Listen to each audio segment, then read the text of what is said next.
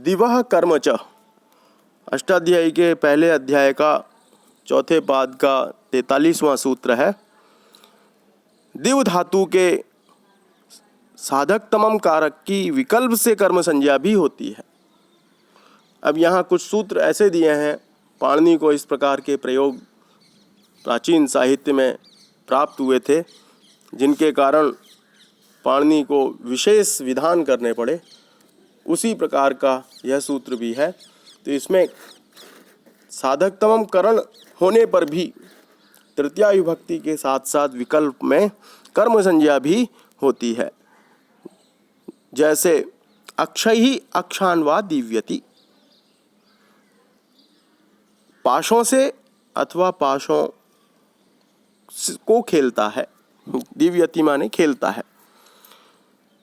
इसी प्रकार समपूर्वक ज्या धातु के कर्म की विकल्प से करण संज्ञा होती है। यथा पितरा पितरम व संजानीते, पिता के मेल में रहता है। तो ज्या धातु का यहाँ प्रयोग है। तो द्वितीया विभक्ति और तृतीया विभक्ति दोनों इस सूत्र से हो सकती हैं। विकल्प से दोनों वाक्य शुद्ध हैं, अशुद्ध नहीं है। पित्रा पितरम वा। एक अगला सूत्र है जो बड़ा महत्वपूर्ण है छात्रों के लिए और प्रयोग में भी बहुत आता है। वो ध्यान से हमें रखना चाहिए मन मस्तिष्क में। अष्टाध्यायी के दूसरे अध्याय के तीसरे पाद का 32वां सूत्र है।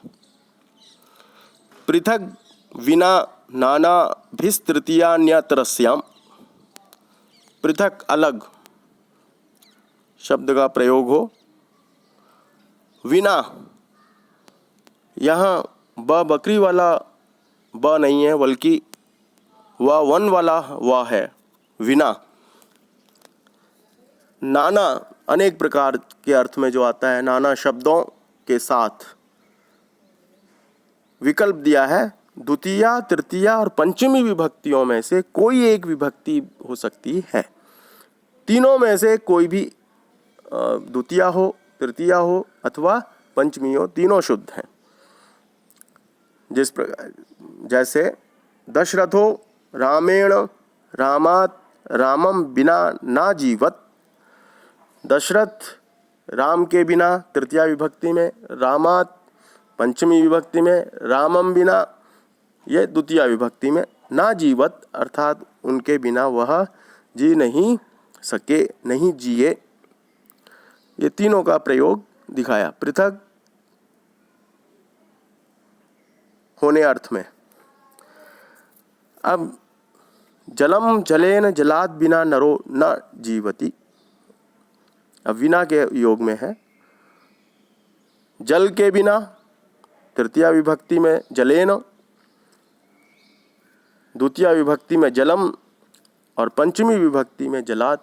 विना के योग में इन तीनों का प्रयोग होता है। मनुष्य जीवित नहीं रह सकता है या नहीं रहता है। कौरवा पांडवेभ्यः पृथक अवसन,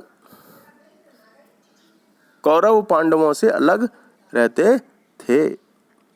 यह पृथक के अर्थ में तृतीया विभक्ति का प्रयोग है। पंचमी का भी हो सकता है। कौरवाः पांडवेभ्यः तृतीया विभक्ति में और पंचमी में भी बनेगा,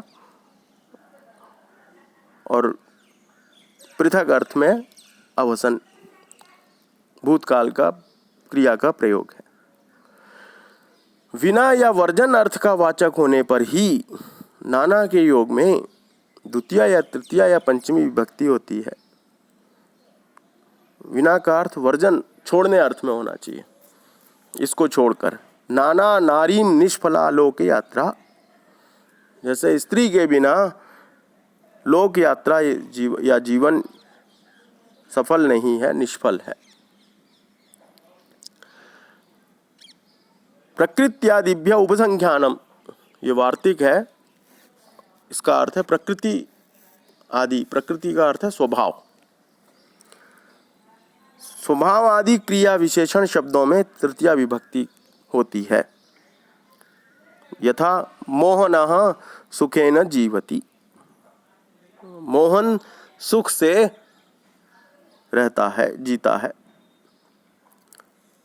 अब ये आराम से रह रहा है, स्वभाव के अर्थ में प्रयोग है। प्रकृत्या गवाम पयः मधुरम, गाय का दूध स्वभाव से ही मीठा होता है, उसमें अतिरिक्त मीठा करने की आवश्यकता नहीं है, ये स्वभाव के अर्थ में। सह स्वभावेन कोमला, वह स्वभाव से ही कोमल है, मृदु है, प्रिय है। जैसा कि कर्म कारक में बताया गया है, सह साकम आदि निपातों तथा अव्ययों के योग से भी ये विभक्तियां व्यवहृत होती हैं, अतः ये उपपद विभक्तियां कहलाती हैं। इनके कुछ उदाहरण अब दिए जा रहे हैं।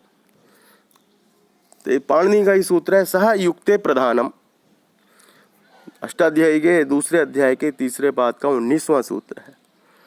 सह साकम सार्धम समम, ये तीनों एक ही अर्थ में प्रयोग होते हैं। इन शब्दों के साथ वाले शब्दों में, इन समम के साथ वाले शब्दों में तृतीया विभक्ति होती है। यथा शिष्यः गुरुणा सह विद्यालयं गच्छति, शिष्य गुरु जी के साथ विद्यालय जाता है। रामः जानक्या साकं गच्छति, राम जानकी वैदेही सीता जी के साथ जाते हैं। हनुमान वानरई सार्धम जानकीं मार्गयामास, हनुमान ने बंदरों के साथ, वानर जाति के साथ मिलकर के सीता का पता लगाया या सीता की खोज की। यहाँ सहयुक्ते अप्रधान, सह साकम समम सार्धम के साथ में तृतीया विभक्ति का प्रयोग है। अप्रधान के योग में तृतीया विभक्ति का प्रयोग है। अपवर्गे तृतीया, और दूसरा सूत्र है कालाध्वनोर अत्यंत संयोगे। दूसरे अध्याय के तीसरे पाद का छठा सूत्र है और दूसरे अध्याय के तीसरे पाद का 5वां सूत्र है। अपवर्ग या फल प्राप्ति में काल सातत्यवाची तथा मार्ग सातत्यवाची शब्दों में तृतीया विभक्ति होती है। जितने समय में या मार्ग चलते चलते कार्य सिद्ध होता है उसमें तृतीया विभक्ति का प्रयोग होता है। जैसे दशभिः वर्षैः अध्ययनम समाप्तम, 10 वर्षों में अध्ययन समाप्त हो गया। अर्थात यहाँ पर जो 10 वर्ष का काल है वह अध्ययन का फल उसमें प्राप्त हो गया, इसलिए अपवर्गे फल प्राप्ति में तृतीया विभक्ति का, और सातत्य का योग है, 10 वर्षों का लगातार निरंतर उसने अध्ययन किया, ये इसका मनोभाव है। और द्वादशभिः दिनैः निरोगः जातः, 12 दिनों में निरोग हो गया। मासेन अयम इमं ग्रंथम लिखितवान, 1 महीने में इसने यह ग्रंथ लिख डाला। ये सातत्यवाची और कालवाचक भी है, कालाध्वनोर अत्यंत संयोगे। और अध्वाची अगला उदाहरण है, अध्व माने रास्ता। क्रोशेन पुस्तकम पठितवान, 1 कोस चलते चलते पुस्तक पढ़ डाली। तुल्यार्थै रतुलोपमाभ्याम तृतीया नेत्रस्याम, तुला तथा उपमा इन 2 शब्दों को छोड़कर से सब तुल्य समान बराबर का अर्थ बताने वाले शब्दों के साथ तृतीया अथवा षष्ठी विभक्ति का प्रयोग होता है। जैसे स देवेन देवस्य वा समाना, वह देव के समान है, तृतीया और षष्ठी विभक्ति। धर्मेण धर्मस्य वा सदृशः, धर्म के समान है। न त्वं मया मम वा समम पराक्रमं बिभर्षि, तू मेरे समान पराक्रम नहीं रखता है। तुला और उपमा के साथ षष्ठी होती है। यथा तुला उपमा व रामस्य नास्ति, राम की तुला अथवा तुलना अथवा उपमा किसी से नहीं दी जा सकती। यजेह कर्मणा कर्ण संज्ञा संप्रदानस्य च कर्म संज्ञा वार्तिक है। यज धातु के कर्म की कर्ण संज्ञा होती है और संप्रदान की कर्म संज्ञा। जैसे यथा पशुना रुद्रम यजते, भगवान रुद्र को पशु चढ़ाता है। आज के लिए इतना ही बहुत है और पर्याप्त है।